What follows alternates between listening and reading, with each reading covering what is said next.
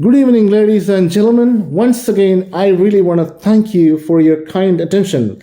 Without you, I would not have been able to come before you and talk about anything. You are giving me this opportunity. You are giving me the forward thrust, the impetus that I need to come before you today to talk about. It is always my pleasure to come before you to talk about anything. I know that you guys enjoy me all the time. You learn a lot of things from me. But, the unfortunate thing about this is that I never get a like. I never get a comment. That is so bad. I know that millions of people watch me on a constant basis. You know who I am. But I'm not getting any response from you. That is a crippling factor. And I want to change that. I hope you will change. Okay, so we're going to talk about conservatism and liberalism today, okay? We have conservatives and liberals in our country, and we're going to go through and see what these people think. Okay, we're going to get into their minds and see if we can understand what they operate on, what they think, or what they stand for. Conservatism belongs to the Republican Party mostly, and liberalism belongs to the Democratic Party. We have so we have conservatives in our country. I think we have more liberals in our country than conservatives. We have the hardliner politicians that belong to both of these ideology groups. Emphasis on tradition and order. That is one of the things that the conservatives are associated with. So they believe in traditional values, the principles of the founding fathers, the tradition that brought us this far, or the tradition upon which we live our lives. So why is it very important? In the beginning of times, especially during the Revolutionary War and the time afterwards, the politicians believed in traditional values. The politicians like George Washington, John Adams, Thomas Jefferson, all these people believed in traditional values, the principles upon which they operated, the biblical values. It was because of those values that they possessed, they were able to transform themselves into understanding the importance of intervening in the war and winning the war. That is exactly what happened back in 1776, July the 4th. America became an independent nation. It was because of those people's effort, valuable commitment, we were able to achieve the freedom that we really needed. So traditional values are very important. Limited government. Conservatives believe that we must have a limited government at all times. Why is it very important? Because when government intervenes more and more in the affairs of the people, then we will have less freedom. That is the main reason why limited government is very important. It is economically, it is also right when it comes to economy. So we want to have, we want the government to have limited involvement in our economy. And therefore, the corporations, the mid-sized businesses and small businesses and individuals all can take decisions on their own without having to worry about the government's regulations and interventions, okay? Individual and economic freedom. So conservatives also believe in individual freedom, So the Declaration of Independence, if we talk about that, so everybody has their own right. When we talk about individual, we have individual rights in this country.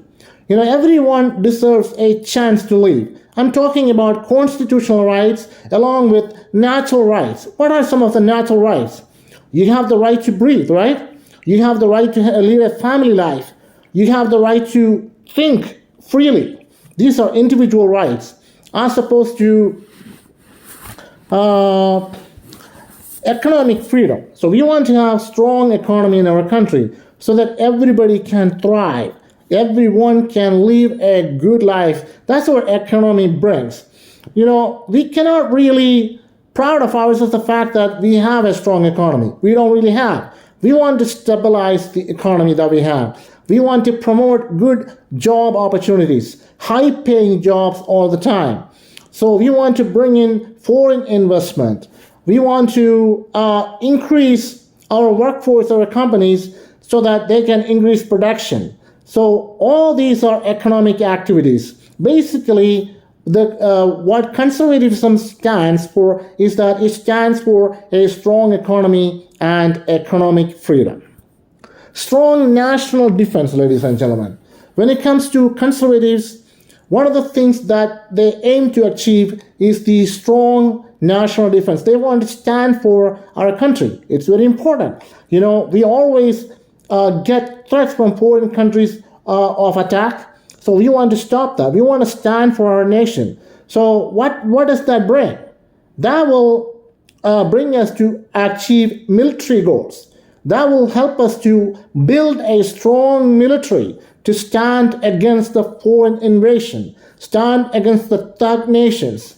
That is very important. We want to invest massive amount of money into our military so that we can increase the workforce, we can invest on technological aspects, we can do a lot of things that is very important. And rule of law, nobody is above the law. That is the basic principle associated with the rule of law. When it comes to rule of law, everyone in this country, regardless of their position, regardless of their social status, regardless of their political status, we all are equal. We have to follow the law. Nobody is above the law. We have to get that into our mind. It's very important.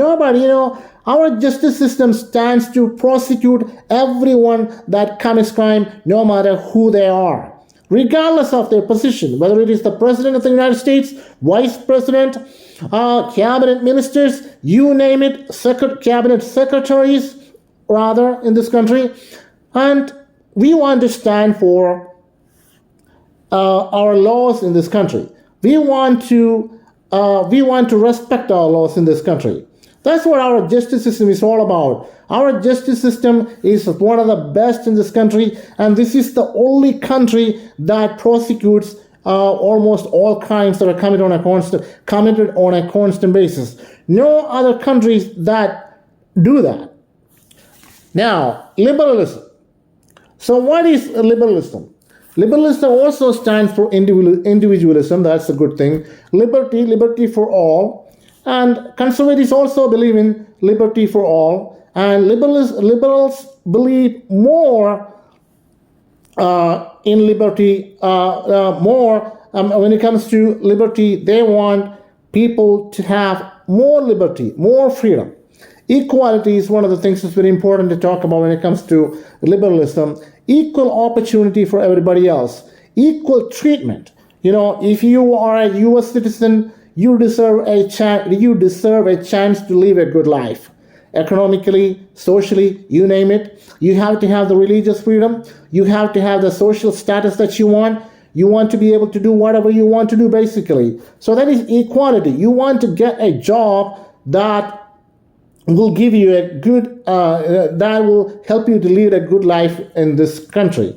Basically, that's, so women have less salary range compared to men in this country. So we want to equalize that. We want to bring, we want both the women and men to have equal opportunities in our workforce.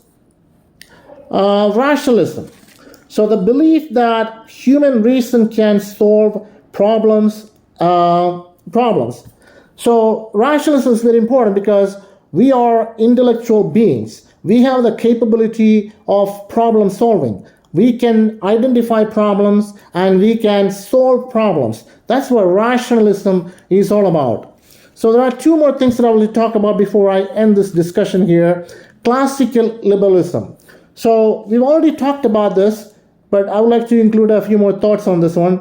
Individual rights, limited government, and free market. So we want definitely stand for individual rights in this country. Limited government. We want a limited government. We don't want the government to involve too much in our societies, to control our societies or control individuals. It's very important. Some of you may have been victims of invasion of privacy. That needs to stop. You have the right to have the privacy that you want always.